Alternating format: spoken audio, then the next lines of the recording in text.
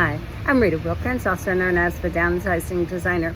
So welcome back to my weekly 5 in 5 series where I share 5 quick tips in just 5 minutes on simplifying your life and also embracing minimalism. So today I'm going to talk about something that we often overlook in the decluttering process, and that's planning. So a solid plan can make the difference between feeling overwhelmed and making real progress. And if you're ready to take control of your space and your life, then these 5 tips will help you set realistic goals and also create a decluttering plan that works just for you. So let's get started. So my first tip is to set a timeline and specific goals. I can't tell you how important this is, because without a clear timeline for decluttering, it's easy to get off track. It's easy to put it off till another day, or to lose the momentum if you already have momentum. So try to set realistic deadlines for completing your decluttering journey, whether it's 2 weeks, 2 months, or in 1 year. In other words, start with the end in mind, and keep that vision in mind for what it's going to look like when you have a clutter-free home. And then after you start with the end in mind, you just work backwards. So break it down then into areas that are small and actionable steps so that you can take each day, each week to achieve that end goal of a clutter-free home. So example of that would be by Saturday, the 2nd of February, I'm going to declutter my master bedroom. Or by Wednesday, the 5th of February, I'm going to declutter my master bedroom closet. And by Friday, the 7th of February, I will declutter my master bathroom. So anyway, that's basically the way that you're going to do it. Just break it down into small steps, write it down, and hold yourself accountable. A clear timeline keeps you focused and accountable. And the second step is to start with one room or one space. So trying to declutter your whole house at one time, number one, is overwhelming. Number two, it gets discouraging.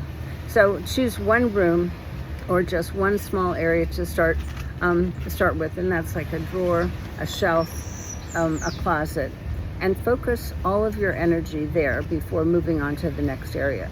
So start small. Starting small builds that confidence and also the momentum.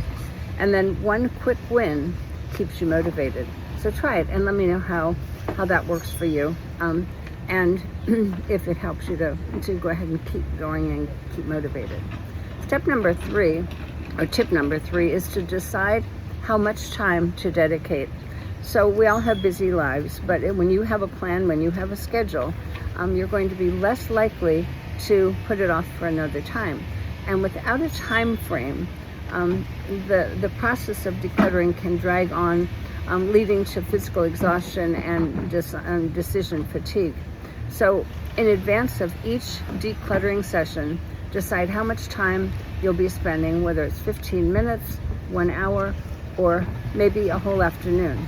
So set a timer to help you stay on track, and and then stop whenever the time is over.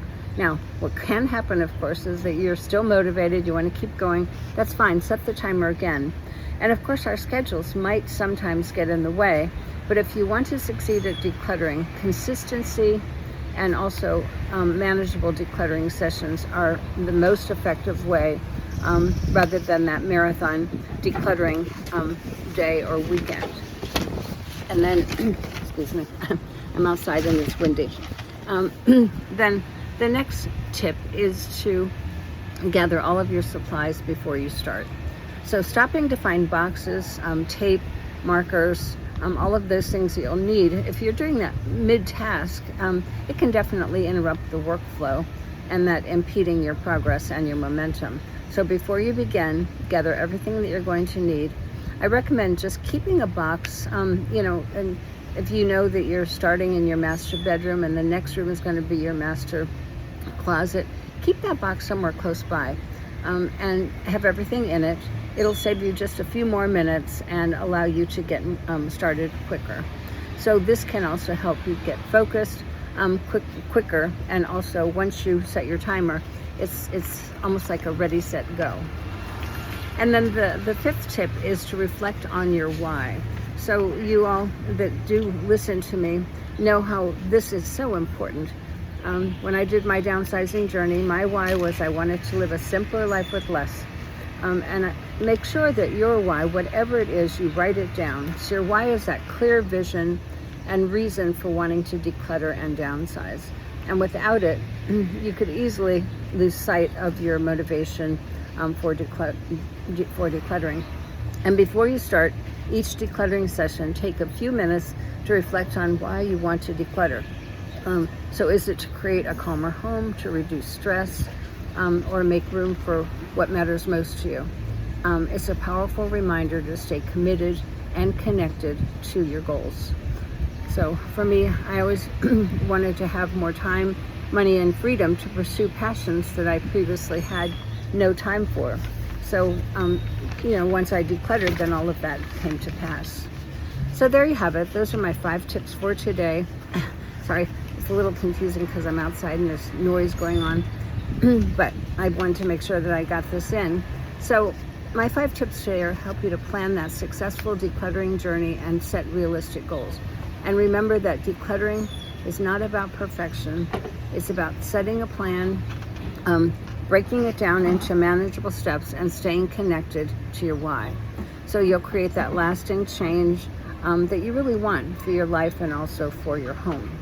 So if you found this video helpful, please like, subscribe to my channel, and also share it with others that you think might need a little inspiration or encouragement. And don't forget to check out my downloadable visual decluttering workbook. It's a progress tracker on my website. And it's the perfect tool to help you stay motivated and keep your decluttering journey going. So, and for your information, I have a new ebook coming out. I'll be announcing it in the next couple of days. So I do hope that you'll look into that. And I will see you next week. Remember, keep it simple and keep decluttering.